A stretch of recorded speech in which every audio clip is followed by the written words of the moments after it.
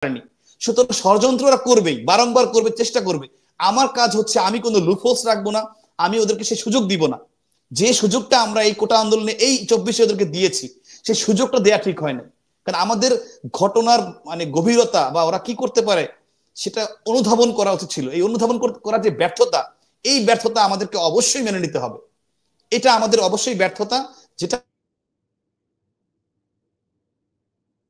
শিং মাছের মতো জিয়ে রেখেছি, বড় হোক তারপর দেখব। কিন্তু এটা বুঝি না যে কোটা আন্দোলনের টিকটিকি বড় হতে হতে কুমির হয়ে সেই কুমির আমাদেরকে গিলে খেয়ে ফেলবে। এটা কিন্তু হয়েছে। আচ্ছা গোলাম রাব্বানী, আপনার এবং এবং বিরুদ্ধে আরেকটু কিছু আমি একটি অ্যাড করি কিশোর ভাই, ছোট্ট কিছু অ্যাড করছি। আমরা বারংবার এই সঙ্গে খুব সচেতন, যে জানি যে ওরা ষড়যন্ত্র করবে। এটা আপনি জানেন, আমি জানি, আমরা সবাই জানি, সারা বাংলাদেশ এটা জানে যে ওরা চেষ্টা করবে, অতীতেও করেছে। তো সেই যখন আমরা জানি যে আমার প্রতিপক্ষ এখানে মানে একজন দুজন না, এখানে বড় একটা বৃহৎ শক্তি, এখানে বিএনপি আছে, জামাত আছে, আর অনেকগুলো অপশক্তি আছে যারা বারংবার চেষ্টা করে যে কোনো একটা মাধ্যমে ষড়যন্ত্র করে আমাদের বিপদে ফেলার। তো আমরা কেন সেই সুযোগটা দিব? কেন সেই জায়গাটা আমি শুরুতেই কেন সেটাকে শেষ করার জন্য চেষ্টাটা করব না? এটা হচ্ছে আমার মানে আফসোসের জায়গা, কষ্টের জায়গা, হতাশার জায়গা। আচ্ছা, একটি প্রশ্ন বিভিন্ন সময়ে, আমি যেহেতু দীর্ঘদিন আওয়ামী লীগ বিট কাভার করেছি, তখনও উঠেছে, এখন ওই যে এখন যখন আমরা লাইভ করছি তখনও এই জি, ধরনের প্রশ্ন আসছে, আমাকে মেসেঞ্জারেও অনেকে জানাচ্ছে। তো প্লিজ প্লিজ। এই প্রশ্নটা আমি চাই যে আজকে আপনার কাছ থেকে ব্যাখ্যা জানতে চাচ্ছি। সেটি হলো যে অনেকেই অভিযোগ করছে যে ডাকসুতে জিএস হওয়ার জন্য আপনি সেই সময়ে নুরুল হক নূর তাদের সঙ্গে একটি সমঝোতা করে আপনার দলের যিনি ডাকসুর ভিপি প্রার্থী ছিলেন তাকে পরাজিত করেছিলেন। এটা শতভাগ অসত্য এবং সম্পূর্ণ মন গড়া বানাওয়াটি একটি অভিযোগ, কল্পনাপ্রসূত। এটার কোনো ন্যূনতম ভিত্তি নাই। এটা আমি একাধিকবার বলেছি, পোস্ট করেও বলেছি। তো আজকে আপনি আবার বলছেন, আবার বলতে হচ্ছে। এটা হচ্ছে যে আসলে এটা নিয়ে আমি বেশি কথা বলতে চাই না, কারণ উপরের দিকে থুতু দিলে নিজের গায়েই পড়ে। এখানে আমরা ঘরের শত্রু বিভীষণের কাছে হেরেছিলাম। আপনাকে শুধু ছোট্ট একটা আমি ডেটা দেই, তাহলে আপনি ক্লিয়ার হয়ে যাবেন। ডাকসুতে শোভন ভোট পেয়েছেন, ভিপি হিসেবে শোভন ভোট পেয়েছে 9,400। আমি ভোট পেয়েছি 10,450 বা সামথিং, মানে ওর চেয়ে আমার 1100 কম ভোটের আমি ব্যবধান। 17টা হল, প্রত্যেকটা হলে গড়ে আমি 30 থেকে 40টা ভোট ওর চেয়ে বেশি পেয়েছি, এরকম হবে এভারেজে, বা আরো কম হতে পারে এরকম। আর নূর ভোট পেয়েছে 11,300, মানে আমার চেয়ে হয়তো সামথিং বা মানে ইয়া বেশি, 900 বেশি ভোট পেয়েছে।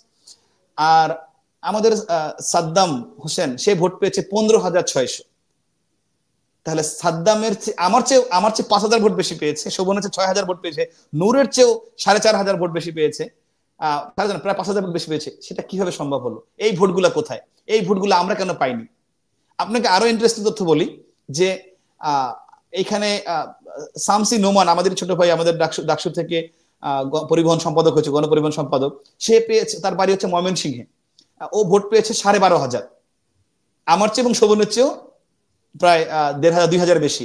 আপনার নিপু তন্নি, ও হচ্ছে আপনার শামসুন্নাহর হলের সেক্রেটারি ছিল, ওর বাড়িও ময়মনসিংহ। ও ভোট পেয়েছে 11,000, মানে আমার চেয়ে এবং শোভনের চেয়ে বেশি। আমাদের প্যানেল থেকে কিন্তু এরা ভোট পেয়েছে, হ্যাঁ, আমাদের প্যানেলে নির্বাচিত। তারপরে হচ্ছে আপনার সাদবিন কাদের চৌধুরী সাদি, আমাদের কমিটিতে ছিল, ও ভোট পেয়েছে প্রায় 13,000। তো ক্যাম্পাসে ওর বাড়ি ফেনি, কিন্তু ক্যাম্পাসে ও একটা বিশেষ এক ছাত্র নেতার খুব ঘনিষ্ঠ, সেটা সবাই জানতো।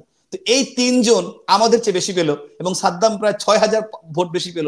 এই ভোটটা আমরা পেলাম না কেন?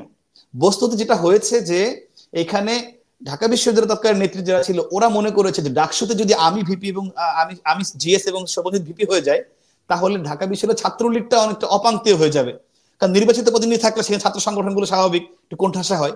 এই জায়গা থেকে একটা বিশেষ অঞ্চল, আমি যদি বলি যে বৃহত্তর ময়মনসিংহ অঞ্চলটা, সেই অঞ্চলে যে ভোট 4,500-4,000 মতো ভোট, সেই ভোটটা আমিও পাইনি, শোভনও পাইনি। আমরা দুইজনই একটা ভোট এই অঞ্চল থেকে পাইনি। যে কারণে মানে সমষ্টি দলগত ভোট, যে কারণে আমাদের দুজনকে হারানোর জন্য মাস্টার প্ল্যান করা হয়েছিল। এবং আমি ব্যক্তিগত কিছু পার্সোনাল ভোটের কারণে, অল্প কিছু 15টা হলে 10টা-15টার পরিচিতির কারণে আমি বেঁচে গিয়েছি।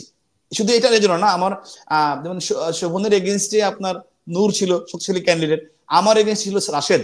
রাশেদ তুলনামূলক একটু কম কম পরিচিত ছিল। কিন্তু এখানে ওই সময় আপনি জানেন যে ঢাকা বিশ্ববিদ্যালয়ের সাংবাদিক সমিতির সেক্রেটারি ছিল আসিফ, প্রথম আলোর প্রতিনিধি। আসিফও জিএস পদে দাঁড়িয়েছিল, এবং আসিফ 4,500 ভোট পেয়েছে। তো এইখানে জিএস এর ভোটটা আসিফ এবং রাশেদের মধ্যে ভাগাভাগি হয়ে যাওয়ার কারণে আমি বেঁচে গিয়েছি, কোন রকমে বেঁচে গিয়েছি।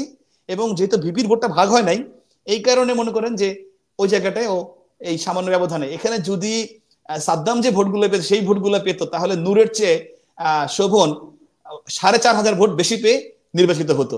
তার মানে গোলাম রাব্বানী, সর্বশেষ ডাকসুতেও আমরা যেটা বুঝতে পারছি আপনার বক্তব্য অনুসারে, যে ছাত্রলীগের অভ্যন্তরীণ বোঝাপড়া যদি ঠিক থাকতো তাহলে হয়তো আপনারা 100% এখানে কোনো যদি কিন্তু নাই, একেবারে ক্রিস্টাল ক্লিয়ার। কারণ আপনাকে তো পরিসংখ্যান বলে দিচ্ছে যে আমার ভোট এখানে, আমার মানে এজিএস, সাদ্দাম এবং বাকি 3 জনের চেয়ে আমার ভোট মানে সম্মত 7,000 কম, মানে মিলে যদি বলি শোভনের ভোট 8,000 কম। এই 8,000 ভোট কোথায় গিয়েছে? তো আপনি এটা কিভাবে মূল্যায়ন করবেন? এটার সুযোগ নেই। ইনফ্যাক্ট আপনি দেখেন শোভনের হল হচ্ছে মহসিন হল, সেই হলে ও স্বাভাবিক ও বেশি ভোট পাবে, ওর হল। সেইখানে ওর চেয়ে ধরেন এই নোমান বা একটা মেয়ে নিপুতন্নি, সে ওর চেয়ে ডাবল ভোট পেয়েছে। আপনি আপনি পরিসংখ্যান বের করেন, আমি আপনাকে পাঠিয়ে দিব। একটা মেয়ে ওর হলে ওর চেয়ে ডাবল ভোট কিভাবে পায়, ষড়যন্ত্র না হলে এটা কিভাবে সম্ভব? তো এখানে একদম পরিসংখ্যান আছে। তো ওই সময় এটাকে সামনে আনলে আমাদের যে দলীয় যে সংহতি, যেটা এটাকে একেবারে মানে ওপেন হয়ে যেত, জিনিসটা খুবই নেতিবাচক প্রভাব পড়তো। এই কারণে ওই সময় এটা আমি জানিয়েছি, কিন্তু ওইভাবে পাবলিকলি আনিনি। কিন্তু এটা নিয়ে ষড়যন্ত্র আগেও হয়েছে, আজকে আমি ক্লিয়ার করলাম। তারপর যদি কারো কোনো প্রশ্ন থাকে